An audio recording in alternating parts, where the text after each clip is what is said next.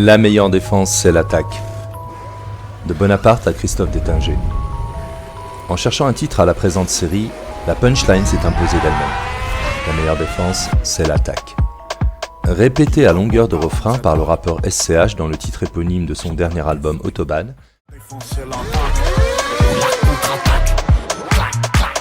Motorsport, Autobahn, la meilleure défense c'est l'attaque ou la contre-attaque. Motorsport, Autobahn. La sagesse populaire attribue cette phrase à Napoléon Bonaparte. Le général prussien Karl von Clausewitz, admirateur de l'homme de guerre et d'État français, en fit l'exégèse dans son ouvrage inachevé de la guerre, en expliquant que la défense était supérieure à l'attaque, car le défenseur est mieux préparé, mieux informé et plus mobile que son ennemi. Il serait donc préférable d'attaquer pour vaincre avant même que l'adversaire ne puisse s'organiser pour lancer lui-même une attaque. Cette phrase sonne pourtant faux, car l'adversaire, voire l'ennemi, y est grossièrement escamoté. Elle fait figure d'un slogan indigne du légendaire ego du général, consul, empereur, qui mit jadis l'Europe à feu et à sang afin de satisfaire son orgueil, sa suffisance et sa démesure. La phrase bravache est restée dans le langage courant. Mais Napoléon l'a-t-il vraiment prononcée ? Au-delà du slogan, il fallait trouver un personnage crédible pour le mettre en acte et incarner à lui seul cette idée. Cette idée que l'on ne peut rester lové dans une position de défense à voir les coups pleuvoir sans la moindre réaction. Les coups, ce sont ceux de la caste dirigeante envoyant ses milices pour neutraliser celles et ceux qui osent se rebeller contre une crise sociale dont ils se repaissent pour mieux asseoir leur pouvoir sur des individus déshumanisés, tout juste bons à leur apporter leur juteux profit sur un plateau doré, en respirant à peine le fumet de leur sacrifice. Qui mieux que le gitan de Massy, nom de guerre acquis sur les rings par ses 18 victoires sur 23 combats, pouvait personnifier la force décuplée des perdants, apporter 1000 fois son poids sur lui, comme un Lego avec du sang. Qui mieux que ce boxeur professionnel ayant raccroché ses gants de boxe le 6 décembre 2013 après un ultime combat héroïque pouvait le mieux incarner, comme un Lego avec des dents, le challenger défiant la faiblesse des tout-puissants. Cette séquence de la 50e journée de mobilisation des Gilets jaunes du 5 janvier 2019, vue des millions de fois sur les réseaux sociaux, a marqué les esprits et frappé l'imaginaire cauchemardesque des décideurs.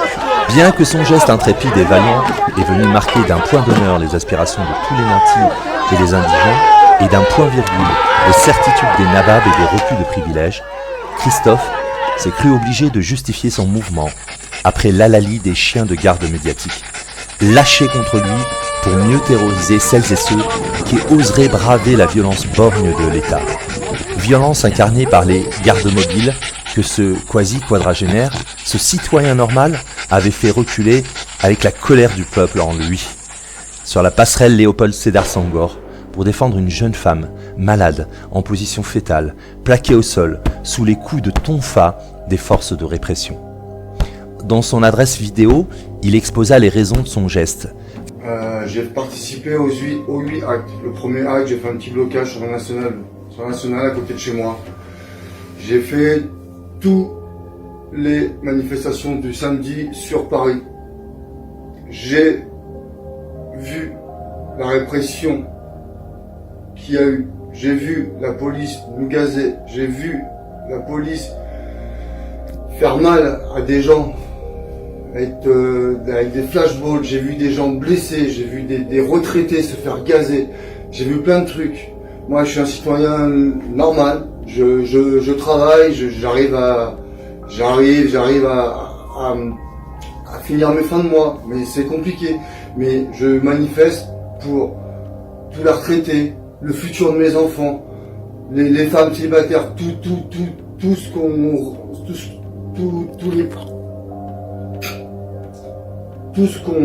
ce qu'on manifeste. Je suis un gilet jaune.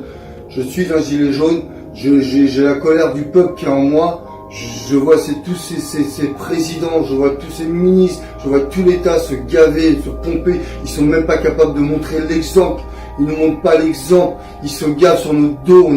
C'est toujours nous les petits qui payons. Voilà. Moi, quand j'entends les gueux, quand j'entends les sans-dents, moi, je me sens concerné.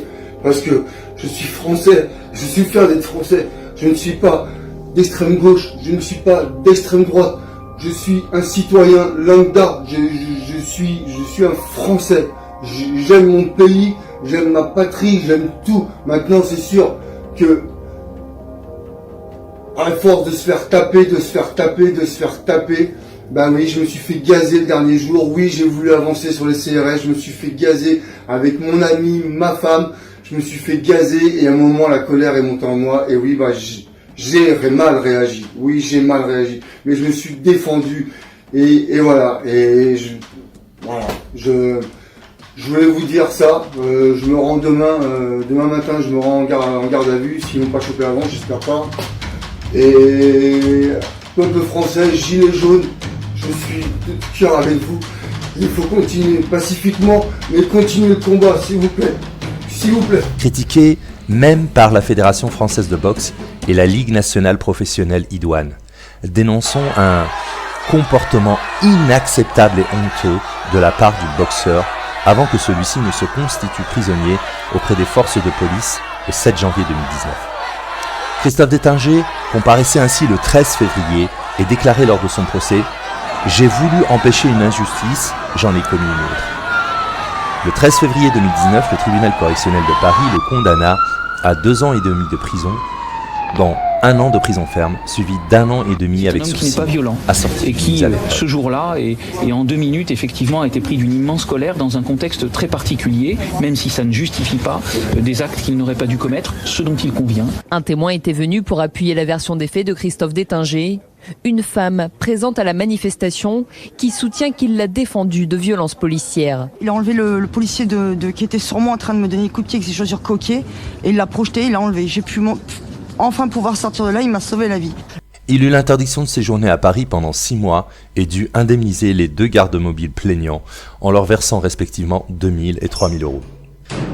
Son régime de semi-liberté lui imposa ainsi de passer ses nuits en prison après avoir travaillé la journée afin de conserver, ultime magnanimité d'une justice de classe, un semblant de vie professionnelle et familiale. La meilleure défense, c'est l'attaque, résonne comme une devise interjetée avant un overhand punch, un cross-counter, un back fist ou un direct court pour se lancer dans la bataille en défendant jalousement les droits qui n'ont pas encore été usurpés par une coterie sûre et dominatrice.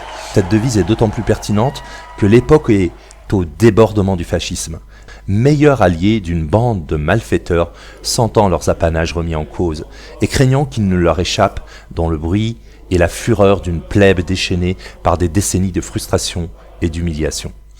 Alors on ne se laissera pas déborder, on préemptera la bataille avant que l'ennemi ne fonde sur nous.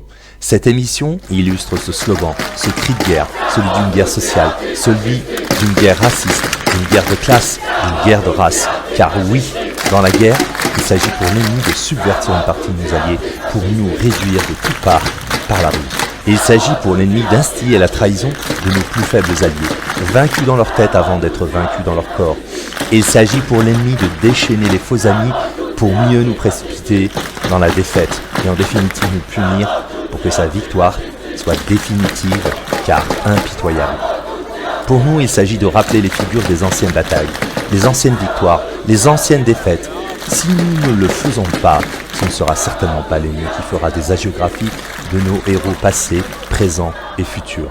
Dans ce contexte pré-fasciste, prêt à déborder les rues et frapper les plus faibles et les plus isolés, il s'agit de sonner le clairon avant que ne sonne le glas. Il s'agit de nous fortifier grâce aux figures tutélaires du passé pour apprendre de nos erreurs et collectionner les futures victoires d'un ennemi au rire carnassier, plein de glorioles. Nous toisons et croyons que nous sommes encore tous à genoux, tandis que dans nos rangs, nous sommes accroupis, prêts à nous élancer dans la lutte. La meilleure défense, c'est l'attaque.